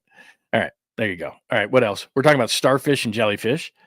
Local pro day is tomorrow. Thanks, Chris. I'll check into that. The local pro day is tomorrow. Got to make sure we do that. What else do we have today? I guess that's it. Paulie and Tony at 11 a.m. Is that true? Paulie and Tony at 11 a.m. Thanks, Dom. You would know. So, all right. So stay with Bay Area Sports Collective because it's 10 o'clock now. I'm going to give you about an hour, a little bit less, to gather yourself, do a little bit of work, and then jump back on to the Bay Area Sports Collective. Watch Paulie and Tony in Paulie's Particles at 11 o'clock. And I know that Tommy's jumping back on today and will be on a few times this week. He's going to jump on at 2 o'clock today. So you got me. I'll finish up here. You got Paulie and Tony coming up at 11 o'clock, and you got Tom Tolbert coming up at 2 o'clock at Bay Area Sports Collective. Before we get out of here, please remember to give us a thumbs up today. Would really appreciate that. That would help the algorithm. It is great when you give us a thumbs up. So please do that at John Lund Unleashed on YouTube. Thanks to those watching today on Instagram. I haven't really checked in on Instagram today. I got to make sure that my friends at Instagram are here. Hi, everybody on Instagram. Checking in on our friends with Instagram. Thanks for watching on X today. Good turnout on X today. At John Lund Radio on Twitch, Bay Area Sports Collective on YouTube, John Lund Unleashed on YouTube, LinkedIn, and Facebook. So all of those places. Thanks to everybody for hanging out today. If you got any questions, comments, thoughts, remember, hit me up right in the comment section here. You can hit me up at John Lund Radio as well. Questions, comments, thoughts. Really appreciate it. By the way, wait a minute. You are, no. There it is right here. Don't know that I've seen you. I like you. My God, this thing is moving so fast. I was trying to get to somebody who I thought was new, but oh, there we go. Right there. Oh, whatever. I'm trying to get to it. I'm promising. There you go. There you go. The Sharp Rate Kid. Very nice. Juan Miguel. Hello, Juan Miguel. Don't know that I've seen you. That is a wonderful mullet. Welcome. If you've just changed your name or something like that, welcome still. Doesn't matter. Thank you very much. Yeah, let's go. Let's hit me up. I need to hit you up, Dom. I will hit you up. And we'll get some logos and things like that. It's very cool. All right. Anybody else with anything? Frank, I don't know if I said good morning to you, but good morning. Aaron, good stuff today. Really cool stuff. Make sure that you're subscribing. Have a great Tuesday. We'll do a great show tomorrow. And then right after the game, we might be doing a post-game show tomorrow. So please keep those alerts on because we may do a double dip tomorrow because I just feel like I owe you. If I do a short show, then I feel like I need to owe you. So all that stuff is going on. Thanks for hanging out with John Lund Unleashed. Everybody have a wonderful. Thanks for hanging out with John Lund Unleashed. We'll try to be better next time, though I wouldn't hold my breath. Please like and subscribe on the John Lund Unleashed Pod YouTube channel. Watch live shows weekdays at 8 a.m. on YouTube, Instagram, and X. And make sure to have your alerts on for shows throughout the day or night. All things Lund can be found at johnlundunleashed.com. johnlundunleashed.com. Goodbye!